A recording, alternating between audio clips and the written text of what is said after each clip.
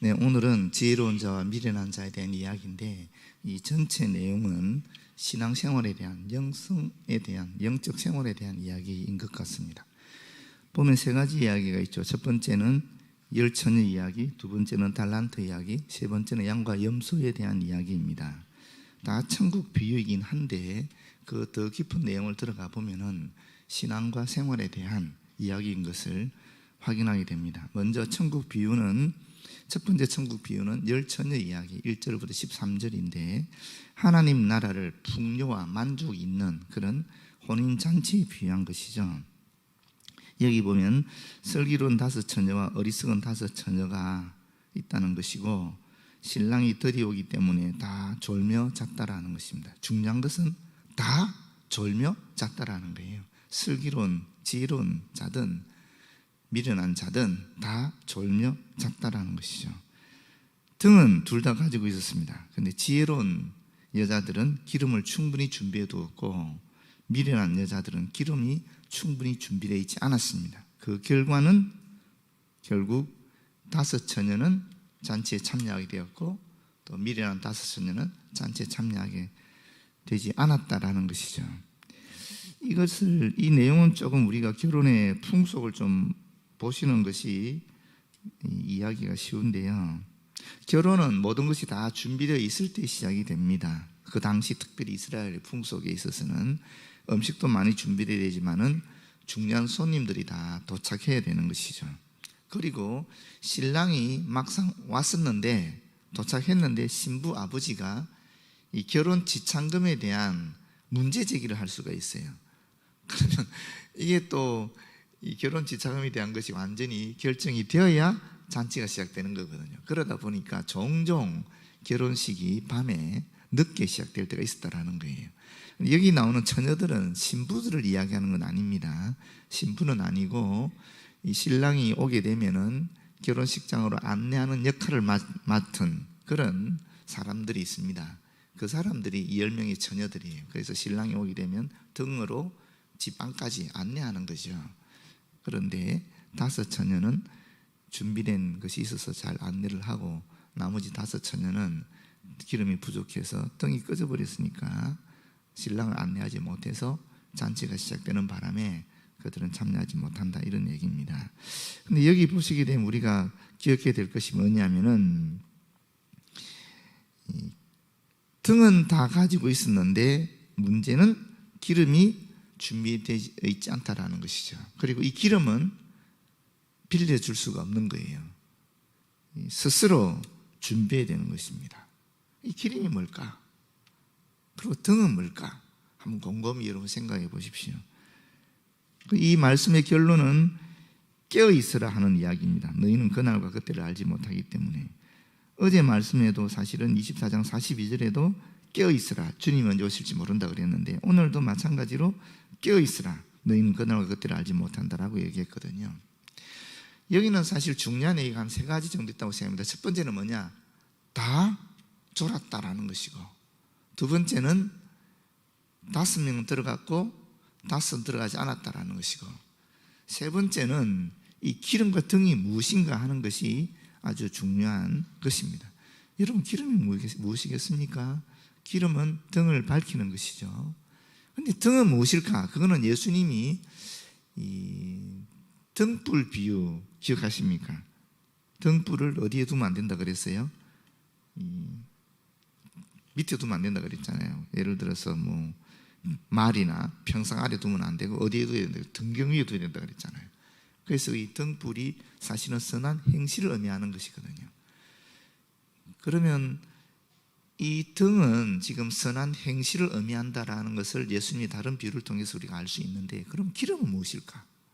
우리가 어떻게 선한 행실을 할 수 있습니까? 우리가 믿음이, 하나님 말씀에 대한 깨달음이, 또 그리스도의 사랑에 대한 감격이 있어야 자연스럽게 이게 선한 행실로 드러날 수 있잖아요. 그래서 우리가 여기서 보게 되면 기름은 신앙을 의미하는 것이다, 믿음을 의미하는 것이다, 등불은 선한 행실을 의미하는 것이다 하는 것을 우리가 알게 되는 것입니다. 그런데 선한 행실을 하기 위해서는 사실은 이 믿음의 깊은 깨달음이 있어야 되는 거죠. 그리스도의 사랑에 대한 깊은 그런 자각이 있어야 된다는 것입니다. 그런데 지혜로운 다섯 처녀는 그리스도의 사랑에 대한 깊은 깨달음과 감사가 있었고, 미련한 다섯 처녀들은 이 깊은 그리스도의 사랑이 없었다, 그런 깨달음이 없었다라고 볼 수 있는 것이죠. 그러다 보니까 믿음에 대한 깊은 지식이 없으니까 어느 정도 선한 행실은 할 수 있지만 그게 계속 지속되지 않는 것입니다. 결국 이 믿음과 생활, 신앙과 생활의 분리가 일어나게 된다는 것입니다. 두 번째 달란트 이야기인데요, 이 달란트 이야기는 각각의 재능대로 달란트를 주고 오랜 후에 주인이 결산하는 이야기입니다. 그런데 여기서도 보게 되면은 5달란트, 2달란트, 1달란트 된 이야기가 나오는데 다 줬다라는 거예요. 그렇지 않습니까? 세 사람한테 다 달란트를 줬어요. 달란트가 뭡니까? 달란트는 성령의 은사죠. 성령의 은혜지요. 달란트 말 자체가 재능 아닙니까? 그죠? 근데 여기 5달란트는 장사하여 이윤을 남겼습니다. 2배로 남겼지요. 2달란트 받은 사람도 장사하여 이윤을 남겼다라고 되어 있습니다. 근데 1달란트 받은 사람은 땅을 파고 돈을 감추어 두었다라고 이야기하고 있습니다. 제가 지난번에 말씀드린 것처럼 1달란트의 가치가 어느 정도 된다 그러세요? 1달란트는 6,000데나리온이거든요. 6,000데나리온. 근데 300데나리온이 노동자의 1년 연봉이니까 6,000데나리온이라면은 노동자들이 20년 연봉이 되는 거예요. 그래서 지난번에 말씀드린 것처럼 우리가 지금 노동자 하루 임금을 10만 원을 잡았을 경우에 이 1달란트라는 것은 6억이라는 엄청난 돈이 되는 거예요. 오늘날 이야기하면. 적게 준 건 아니잖아요. 얼마든지 무언가를 할 수 있는 그런 자금을 준 거예요. 그런데 어떤 차이가 나느냐 하면은 5달란트, 2달란트 받은 사람들은 주인에 대한 견해가 나타나지 않습니다. 주인이 어떤 사람이다 이런 얘기가 없어요. 뭐라고 얘기하느냐? 그들은 그저 주인의 말씀에 순종해서 이만큼 남겼습니다 라고 얘기하고 있는 거예요. 반면에 1달란트 받은 사람은 주인에 대한 견해가 있습니다. 주인에 대해서 어떻게 생각했는지 말하고 있어요. 어떻게 말하고 있느냐 하면은 당신은 굳은 사람이라 심지 않은 데서 거두고 해치지 않는 데서 모으는 줄 내가 알았다. 쉽게 말하면 하나님에 대한 이미지가 그리스도의 사랑이, 그리스도를 보낸 그런 사랑의 이미지가 전혀 없는 거예요. 하나님에 대한 이미지가 율법대로 죄를 지면 바로 벌만하는, 눈에는 눈, 이에는 이, 이런 존재로 하나님을 받아들이는 거예요. 그러다 보니까 주인을 두려워하기만 하는 것입니다. 그런데 하나님은 정의로운 분이지만, 의로운 분이시기도 하지만 사실은 그 의를 이루기 위해서 하나밖에 없는 아들 예수 그리스도를 보내주신 분이잖아요. 하나님은 사랑이시라 그러지 않습니까?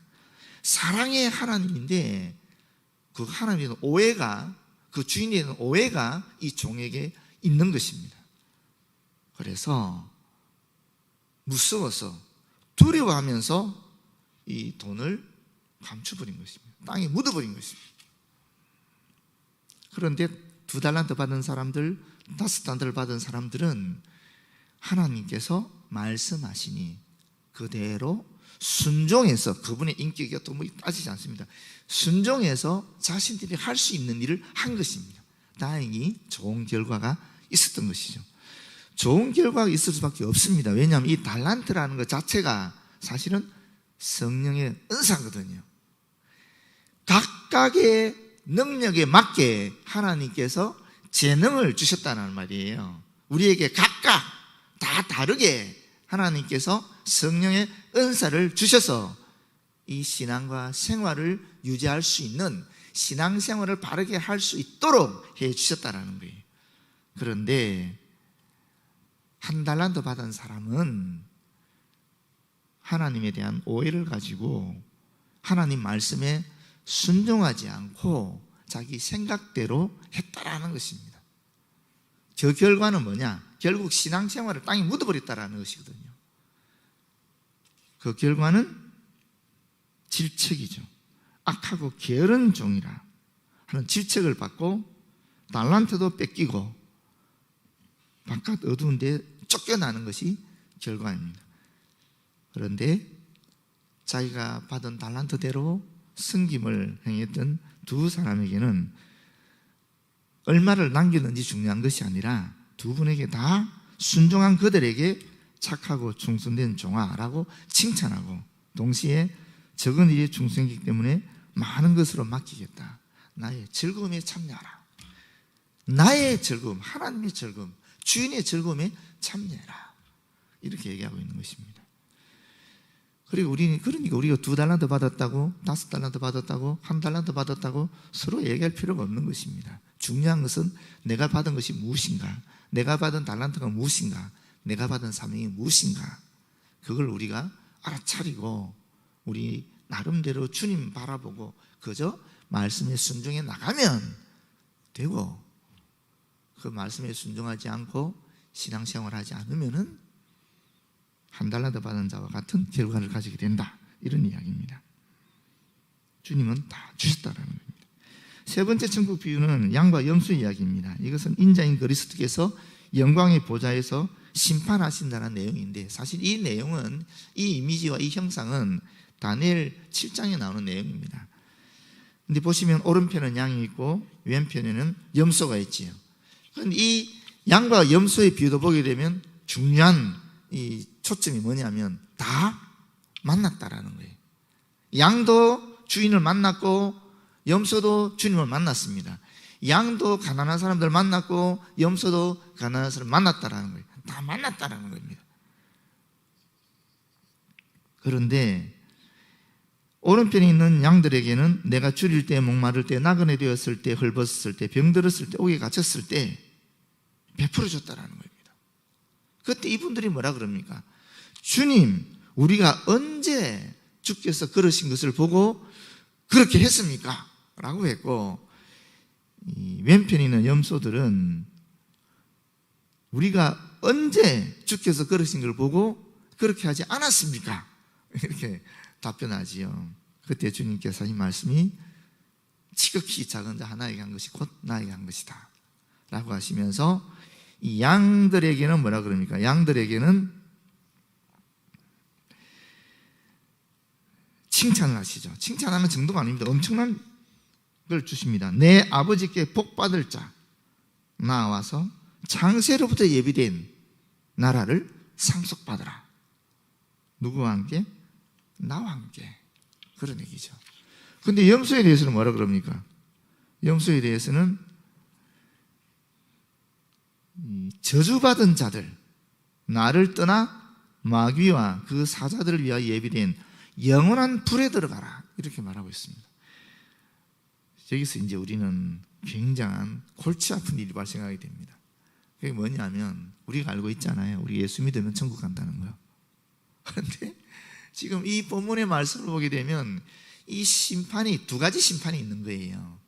하나는 어떤 심판이냐면은 하나님 나라의 복음에 믿음으로 응한 사람들, 신자들과, 두 번째는 의식적으로 이 복음을 거부한 불신자들 간에 분리가 일어나는 심판이 있습니다. 두 번째는 뭐냐면은 믿음으로 응한 자들 가운데에서 일어나는 이 분리가 있다는 것입니다. 오늘 본문처럼 양과 염소의 분리도 있고, 또 예수님이 하신 비유 중에 밀과 가라지의 분리도 있다는 것입니다. 예수님을 주로 고백하는 자들, 다시 말하면 교회 안에도 주님의 심판 때 진짜 예수 그리스도께 속한 자들이 있고, 진짜 하나님의 백성인 양과 밀이 있다는 겁니다. 반면에 교회 안에도 외형적으로는 거의 구분할 수 없는 염소와 가라지가 있다는 것입니다.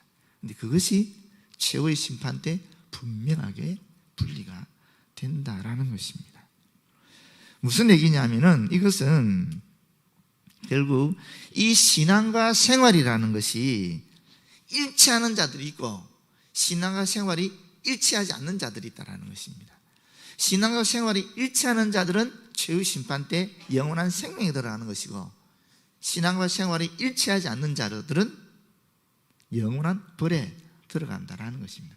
다시 말하면 오늘 본문 전체는 신앙생활에 대한 이야기입니다. 영적인 삶에 대한 이야기입니다. 영성에 대한 이야기를 할 수 있습니다. 그 영성에 대한 이야기는 결국에 뭔가? 신앙과 생활에 대한 이야기이고, 이 신앙과 생활이 일치하는가 분리하는가에 대한 이야기고, 신앙이 그리스도에 대한 깊은 사랑으로 바로 세워질 때 생활이 성령의 은사로 말미암아 감당할 수 있는 영역으로 나아간다는 것입니다. 그럼 구체적인 생활이 뭔가? 그것은 바로 내 주변에 있는 이웃에 대한 사랑이다라고 볼 수 있는 거죠.